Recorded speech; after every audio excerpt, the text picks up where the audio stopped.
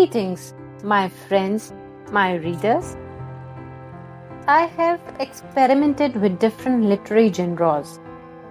The best I like to write is the mystical, the fantasy world, as it relaxes our tensed muscles and we are transposed to a pleasing dreamland.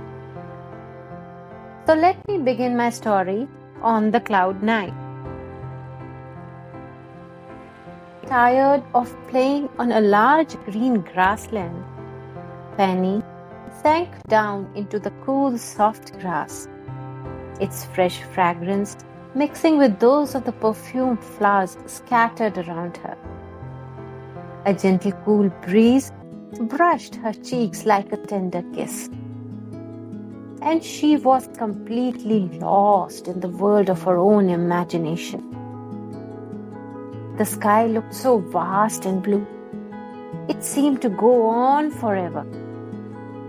With the breeze, the light-colored clouds were as if competing in the race with their contemporaries, acquiring different shapes, sometimes becoming a rabbit, sometimes a tortoise, and even a roaring lion to scare away all the animals and run to win the race. Fanny giggled at the spectacle, when suddenly she saw a very big dark cloud coming very close to the hemisphere. Enormous fluffy mass, pure darkish in color, glowing with celestial glimmer, appeared as a large cushion. As this velvety mass came much closer to Fanny, it displaced the slight cooler wind with almost chilling one. Such was the swirl of displaced wind that Fanny inquisitively folded her legs to her chest in anticipation. She was curious about the soft cloud that had just appeared in front of her, as if wanted her to step upon it. Fanny looked at the cloud with excitement and began to think of her grandmother's words. When you feel tired, truly happy, such that your heart could flow away, then you are on cloud 9.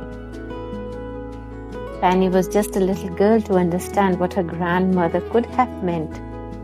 But looking at the cloud and analyzing herself, she realized that her day was very pleasant today. She has been playing to her fullest pleasure, and probably the cloud has come there to take her to the cloud 9. In fraction of seconds, she stood up, stretched her hands wide as if to catch the wind. She cried with excitement, "I am on the cloud 9." Suddenly something magical happened. The dark clouds began to shimmer and transform, turning as pure as white as freshly fallen snow.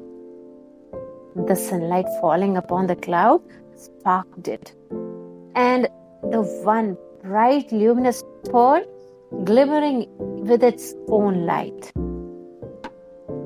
The words, "I am on cloud 9," seemed like a secret code whispered just for the clouds to hear. And there it was, the immense cloud lowering itself much more for Fanny.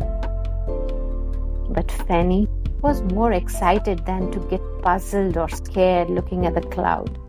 Just a few steps closer to her, she only could connect it with her grandmother's words and thought it to be normal to be on the cloud 9. Without any delays, she hurries her step towards the cloud as if it was a bus taking her right to the cloud's world.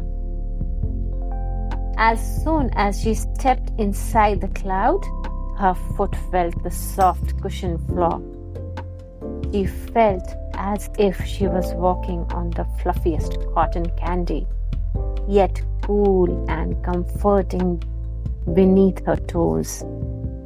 Inside the cloud, she witnessed a world she would have never seen. A world all white, small rivers holding white water, stones as white as the hail that would sometimes fall down on the green earth. It was indeed a world of whites. As Fanny was walking through the cloud, up and down the pathway, over from the bridge of white mass, she suddenly notices that somebody is also following her secretly. As she turned back to see who it was, her serious expressions changed into a broad smile. A wave of happiness swept over Fanny. She realizes that he is none other than her dearest friend, Iggy. He smiled back looking at Fanny. His eyes were also sparkling with excitement like that of Fanny. Both decided to explore the cloud a little more. The presence of Iggy in this strange and magical place made the wonder feel more real, less like a dream and more like an adventure. And now she wasn't alone to play this adventure game. Together, they began to explore the places more.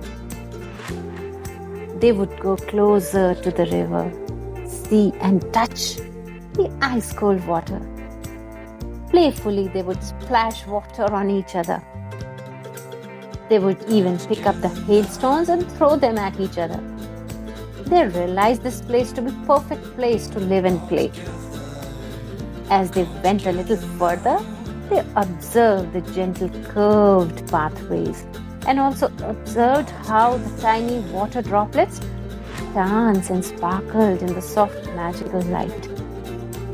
The wisps of mist swirling lazily, forming shapes of animals that they would observe from the green ground.